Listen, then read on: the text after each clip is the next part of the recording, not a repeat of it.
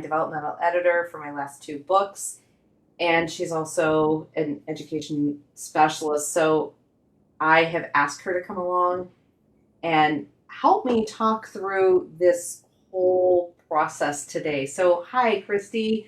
Hi, Amanda. Thanks for having me today. Yeah, I'm so glad. So, I wanted to start my live today with a question. Have you ever been made to feel like your basic needs were an inconvenience? Oh, yes. Absolutely. And my daughter was just home this weekend, and we were comparing restaurants. And I was saying, hey, have you been to this restaurant, that restaurant?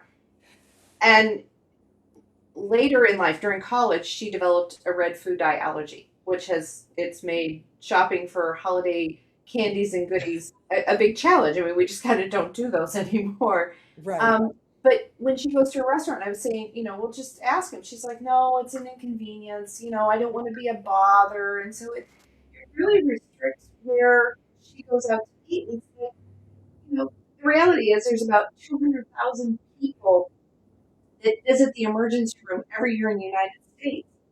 You know, she's not being difficult. She's only advocating for her ability to live. And as I Right. was talking with her and realizing in so many of my careers, I have advocated for other people. And just recently, advocating for myself with the publication of this next book. So I just really wanted to talk more about this whole neurodivergent thing. Yeah. Well, it starts in school when when you're forced into fit into a little box and you're somehow made to feel like you're wrong if you're different. It happens all the time. Everyone has to fit in here. Well, and there's the grading scale, and I know that, my own experience, I was diagnosed as dyslexic and dysgraphic when I was in college because I was a really rough spot in life, and I ended up in the school counselor's office at the college, University of North Dakota. They were great and wonderful people, and that counselor was able to see that what I was struggling with wasn't, a traditional depression or anything. And he referred me on to the Disabled Student Services, where this diagnosis of dyslexia and dysgraphia came out. Mhm. Later in life, I got the official diagnosis of ADD, adult ADD, which, as I look at things, and I've always hidden that, that this is not something I don't want anyone to think I'm using it as an excuse or a crutch, but I do things differently. My brain was built differently than most people, and it all came to a head when I was proofreading the formatting for my most recent book that it was going to release today, and I stuck to my guns. And I know the publisher was not really. Um, she was very receptive when I stuck to my guns, and I said, being neurodivergent, this is how my brain processes, and this is the way that I really, really need it to be, so that I can read it Mhm. and make it go. So hopefully you can help to talk. I don't think I was just being whiny. I think there's a lot of this, and the difference that comes up between being neurodivergent or being neurotypical. And neurotypical, yes, it's a greater percentage of the population, but they've got that plasticity to their brain. If someone who doesn't have these other things going on, they're able to read something and go, oh, that's different, but they keep reading. Neurodivergence, when we come across something that's difficult for us to process, I myself, I'm going to put the book down. I'm not going to finish it. I won't continue. Well, there's a lot in what you just said. There's just so much there because the the other side of being neurodivergent, which that just means you think differently. This should not become. I hope this does not become a negative label out there. No, we have a different operating system. If you look at Different. computers, it's like comparing Windows to Mac to Linux to all of those. It's just the way our brain operates because it doesn't have anything to do with being a quirk or and it certainly doesn't have anything to do with intelligence. Oh gosh, no. In fact, well, intelligence, typically IQ has been measured by certain factors, and again, it's in a little box. Logical sequencing, pattern recognition, all this. But really, in life, I don't really think that's intelligence. That I mean, it's a tiny. No, intelligence is not playing with the little red and white blocks. And then there's, Taking then a few of those tests. yeah, they came out with the EQ, the emotional quotient, which I think is way more important Mm. because that's where it encompasses the ability to process things, the ability to handle things, because this world we live in, we have to handle stuff every day, unless we're hiding under a rock. Right. Absolutely. Every single day there is But something that comes up. yeah. It used to be the question, the sequencing of what do you do if you find what was it? If you find an envelope it has an address, it has a return address, and it has a postage stamp, and you find it laying on the sidewalk. What are you going to do with it? Mhm. And the EQ has taken that to so many other examples of being able to Yeah. sequence things and come up with an emotionally sound answer because it's the emotional quotient. Right, right. Because it isn't, there's no one cut. That's the thing about intelligence at all, is there is never one cut and dried answer, with the possible exception of math problems, like 2 plus 3 is 5, period. But other than that, there's always a way to figure something out, to see something different. And I would like to point out as well that some of the most brilliant and innovative ideas come from neurodivergent people because they think outside the box, because they look at things differently Well, than the and way my they're. girlfriend and I talk about this all the time because she has grandchildren who have different varying levels of neurodivergency, and in her trying to understand how they process and how she can present things to them because they're also homeschooled. Mhm. And it's like, well, my brain, and I know you and I talked about this too back with my first book. It's like, being an adult survivor of dyslexia, and being able to now put into words how my brain talks. I mean, there's all kinds of reels on social media that are, I think, pretty accurate, but sometimes they're a little dramatic. But just how different brains process things differently. When someone gives me directions to go somewhere, in my brain, I am driving there. I am seeing all the landmarks. I actually see it. I make a 3D model of everything in my brain. That's a And and I do that like with crochet patterns. And when I was back in the day when I was making teddy bears, I would take the cotton print. I knew exactly what the bear would look like when it was finished, and customers would come to me and they're like, "How do you see that? How do you see that?" And it's like, "You mean you don't? yeah.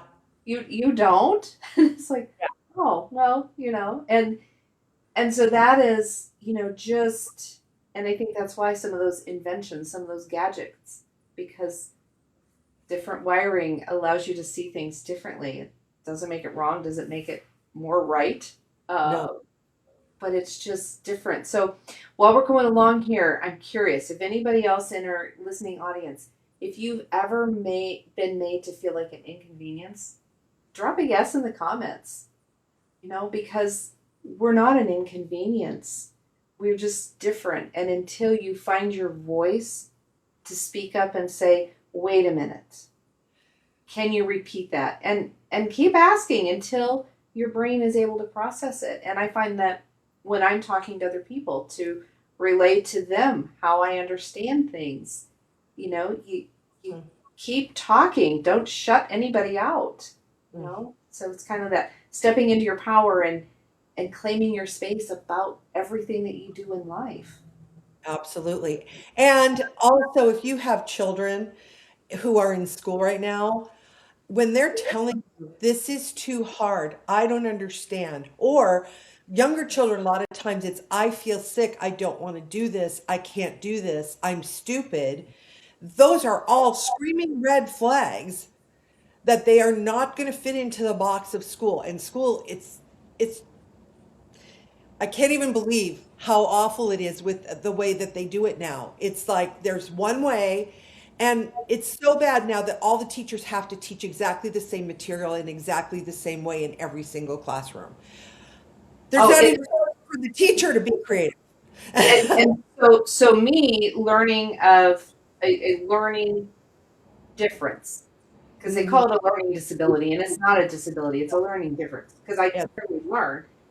And so when it came with my oldest daughter, when it came for her going through school, I was doing her homework with her every single night, so I knew the way they were presenting it to her because I didn't want to confuse her, And then, as turns out, she has a different processing error as well, and so advocating for her. And there's a difference when I advocated for my clients in my professional paid job as a social worker Yeah. versus when I get to go all mama bear when you don't take care of my kiddo. And needless to say, my daughter is very successful, and she has found the ways to adapt what she is doing in life so that she works very well with those things.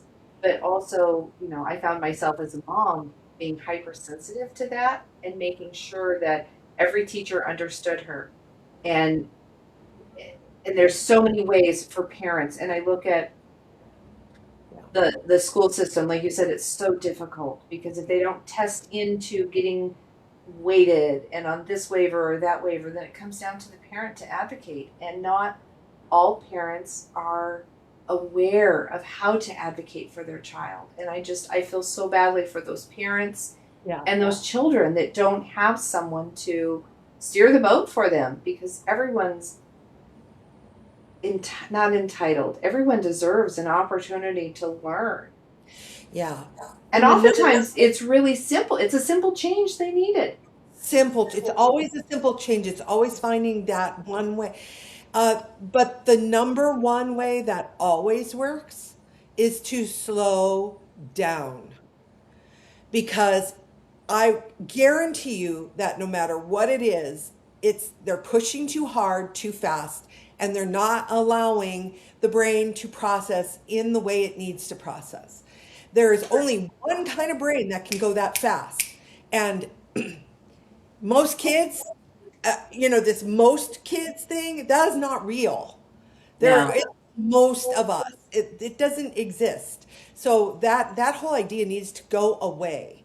That, oh, most kids fit in this, so we'll do it this way. No, No, because no. you're leaving some really brilliant brains Yeah, outside of that. And the thinking process, the depression, the I'm not worthy, the all of the negative things that come into that when you leave those children and later those adults behind because they didn't fit your mold. right. The trauma in that, yes, the trauma in that is real because kids 100% of the time, kids turn it inward on themselves. They say to themselves, I can't do this, therefore I must be stupid. It is 100% of the time, and no one is ever going to tell me. I taught for 30 years. No one's ever going to tell me that's not real because I've seen it. Oh, and I remember, so the first time that it came up as an issue where my parents were willing to look at it. My father met with a school, and the first time I was tested, I was a sophomore in high school, and remembering the test, and then I remember answering the one question about what is glass made of, and I knew it was made of sand and heat, and they're like, well, how did you know that? Well, it was on Superman because it was on Shazam because he went to the sand and he made a big mirror or a big lens that then was a lightning bolt that shot the danger out of the sky. They're like, how did you know that? But I also remember the results of that test. And when they presented it to my father, they were like, yes, you're right. Amanda is a very brilliant child, but she's just lazy. Oh, the lazy thing. That is And and then when I was in college, no. um, very, very distraught, not wanting to continue to live because I knew the information, but when I tested, it didn't show, and I was failing college. And when they called up my results, they got my results from high school, and they said it was plain as day right there. But they said likely the school district didn't know how to handle it or how to process it, didn't have a word, whatever. But they said, it's clear. And so at the point, my first semester in college was a 1.12 GPA. I was not partying. I was not working lots of hours. I was not any of that. I was studying. I was staying up all night. I was studying. I was doing all the things that I thought I needed to do. Yeah. And then my last semester of college, after learning how my brain learns, learning what I need to input that information and being able to do it. So 12 credits is full time. I was carrying 22 credits my final semester of school, and I had a 3.75 GPA. Yeah. So Yeah. anybody who's out there who is neurodivergent or who is not succeeding at the rate that you're capable of, put a drop a comment in there, ND, if you know, or if you know someone who is neurodivergent, put a heart in those comments, and find, but keep searching and keep finding, because when you find the key to that lock and you find the order of operations, and I know it's come up with me publishing a book. How do I come up with the information? How do I do it? What are the steps that I do? Because one of my big things is spelling. Spelling is a really difficult thing for me. I live for those little squiggly lines on the computer Yeah. that show me. And so I have a process that I use that allows me to get my thoughts out of here and into paper and to share with the world. And I would like to say that English is a very difficult language because it draws from so many others.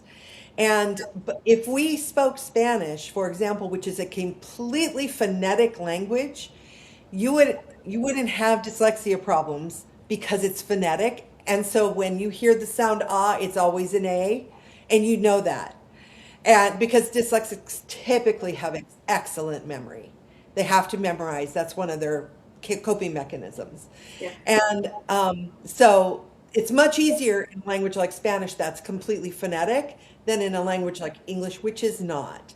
Although it's more phonetic than they teach you, which is unfortunate because if they gave kids more of the actual rules and just instead of pretending, I can talk. I have a dyslexic mouth today. Everything is a sight word which it's not. Then that would help the kids a lot if they did a Well, lot more with that. and in finding why I was so committed to this new book coming out being formatted differently. And I know every publisher is going to look at this book and go, self-published, and it's not. It's in my opinion, it's neurodivergent friendly, but having the stats to go with it and to back it up, that this isn't just my quirks and my little pet peeves. When I did that deeper dive into the information, yeah, words being in all caps doesn't have anything to do with screaming. You can scream at me all day long. The issue is the dyslexic part of the brain is where the language center is. And dyslexics identify the shapes of the words. So it is kind of that sight reading. And when a word is written in all capitals, then all the letters look very similar and we can't discern what that word is. Mm-hmm. So it's a common thing. And there were parts of my book that the formatter formatted in all caps, and it was just like, no, that's not how I sent it to you. Yeah. There's levels of that because first of all, my personal opinion about your book is that it is going to reach an audience that has heretofore been ignored. And it's going to open up their thinking, their awareness, their processes. And by the way, I've read your book now two, three times, and it's a beautiful book. You must read it. And the second thing is that this rigid, people are taught that there's only, we do it this way, and that's the only way. But that's what stifles, that's what makes us feel like our soul is stifled. Like, like we can't breathe because we're always being forced to fit into this box. And so I personally think people like you who are doing brave things like publishing books, in spite of being told you can't do it, um, is because remember the first, I have to tell, I'm going to tell on you. The very first book you did, you said to me, I don't think I can do this. And I said, yes, you can. And that was it. We went Well, forward. in my very first book, I had written it, and I was in a group of people. I was in a network of people, and everyone there was publishing a book, was publishing the magazine. I'm like, yeah, that's nice for y'all. I'm not doing it. I have no interest in doing this. And then I applied to work with a coach, and they wanted your life story, and I wrote my life story. I was writing it till like 2 or 3 in the morning. And it's like, oh, that's your book. That's your story. You can do this. And then I did it, and then I started to work with you as a developmental editor, and the what had and someone I was in another book network, and they were saying, there's 6 types of editors. Okay, that's lovely.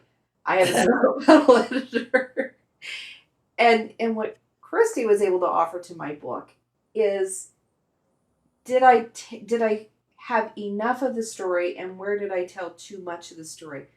Because although it's my story, and this is the thing that authors have a really hard time with, I'm writing for the reader. Right. The book is for the reader. And so that's what Christy's role has been in my books, is to let me know where I'm losing people or where I'm taking them down a dirt road that's unnecessary, so that people don't lose interest in the book. And then there's, your beta readers, your alpha readers, your line readers, your, Yeah. oh my goodness, there are so many different things. And I have been very, very blessed. And one of what I would call a beta reader, an associate of mine, we're not close friends. I know we're going to be much closer after this book publishes. Someone who doesn't really know me, and I know I didn't think about it at the time, she has a level of neurodivergence as well. And she's a homeschool mom, and she went through my book line by line, read the story, made comments in the margins, made suggestions, said, you lost me here. What does this really mean? And it was heartwarming to see how someone who's not in the thick of it, because when you're in the thick of it, it all makes sense. So that, gave me some suggestions as to where to expand and to change things up in my book. And so I am absolutely grateful for her time that she invested in going with this book. And, everyone that it's not just what the author writes. There are so many other pieces to that I think that sometimes when people self-publish, which was my first one, I was originally going to just self-publish, and I'm so glad I didn't. But, making those changes delayed me from my original fantasy release date. And now putting in the actual formatting changes to stick with how my brain, and I feel that, a lot of my clients tend to fall into this neurodivergent at some level. And so to meet the needs of my clientele, I think that this book is going to be amazing.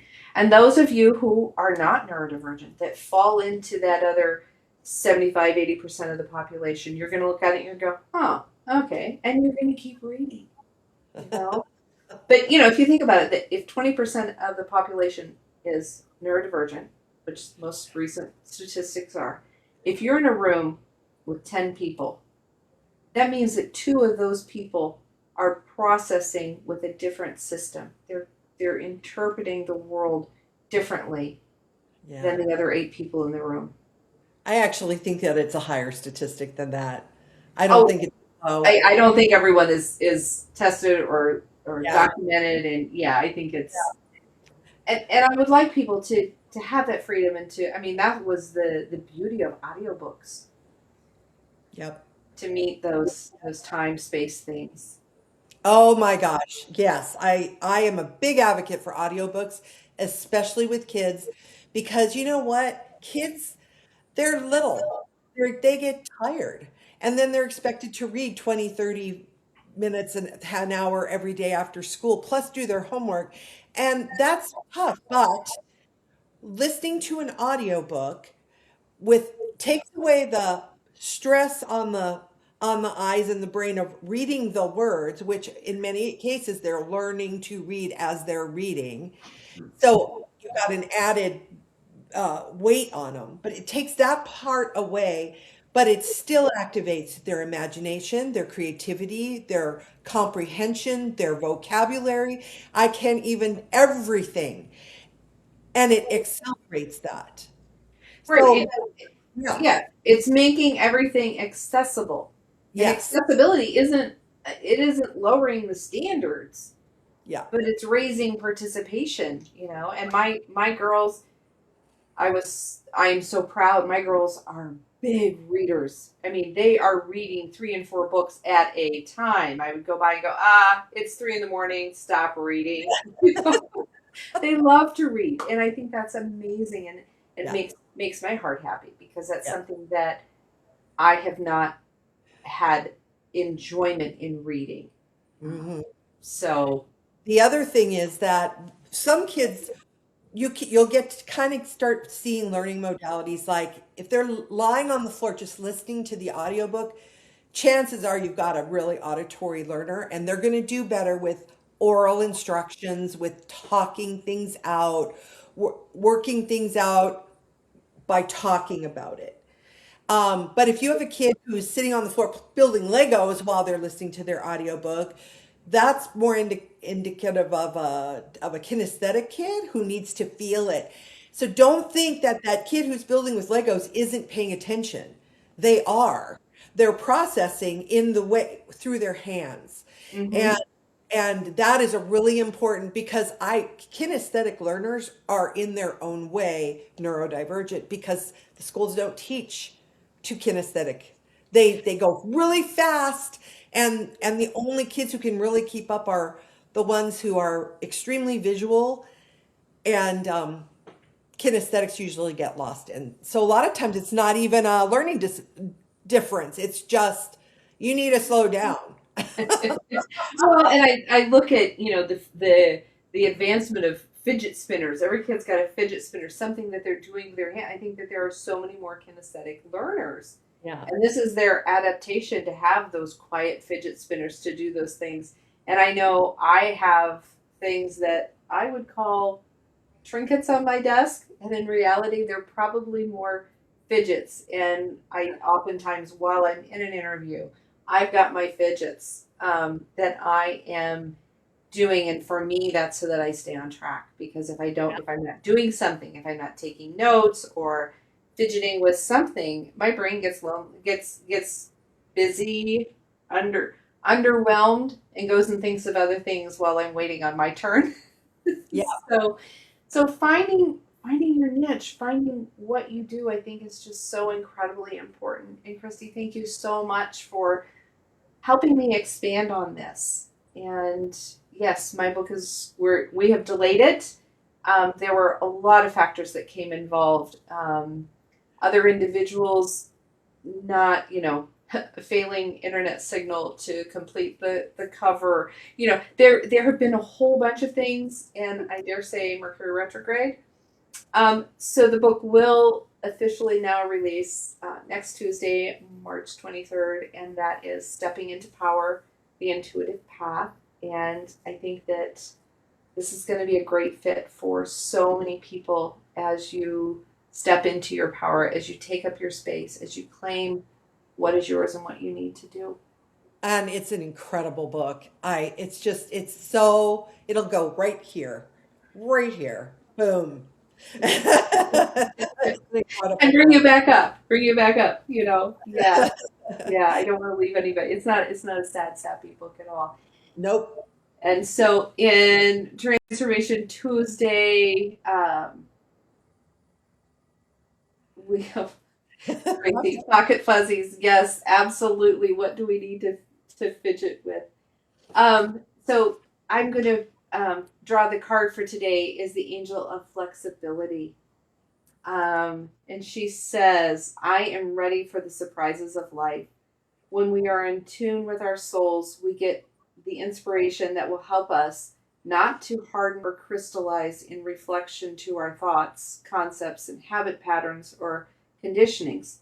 When we are able to follow the flow of intelligent energy in the daily affairs of our lives with flexibility, we create an openness for the spirit within us to come and make our burden light.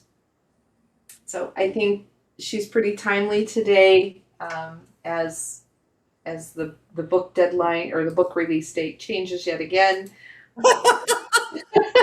It's all good. It's all good. Life is coming together. So, and we didn't do any theta today. We could throw in a little bit of theta to remove what prevents us from being flexible. So remove that obligation to be rigid and remove that obligation to stay small. Take up your space, step into your power. So if you'd like that, just say yes. Yes. We'll do the forgiveness to ourselves for continuing to stay small, the forgiveness to our higher power for allowing it to happen, and the forgiveness to all of those individuals along the way that help keep us small, knowing that that's not our best place to be.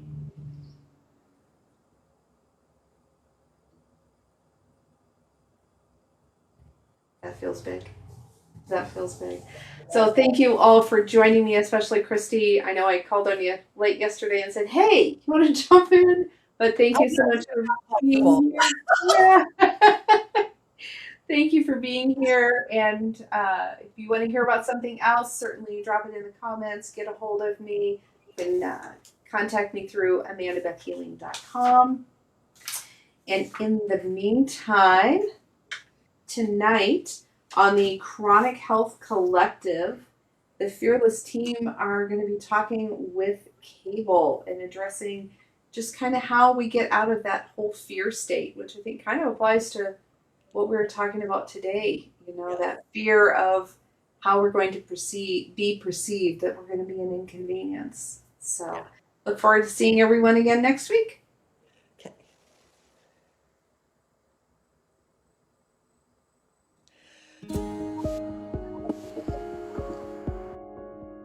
She looks like she has it all together, but inside, she's exhausted, disconnected, and asking, is this really it? I'm Amanda Beth. I help visionary women shift from burnout to embodiment, from survival mode to soulful success. Through intuitive healing and aligned strategy, I guide them back to their power so they can lead with clarity, confidence, and calm. I was floored at how effective and powerful and insightful everything was in this journey. She is amazing, and you should absolutely do it. This isn't about pushing harder.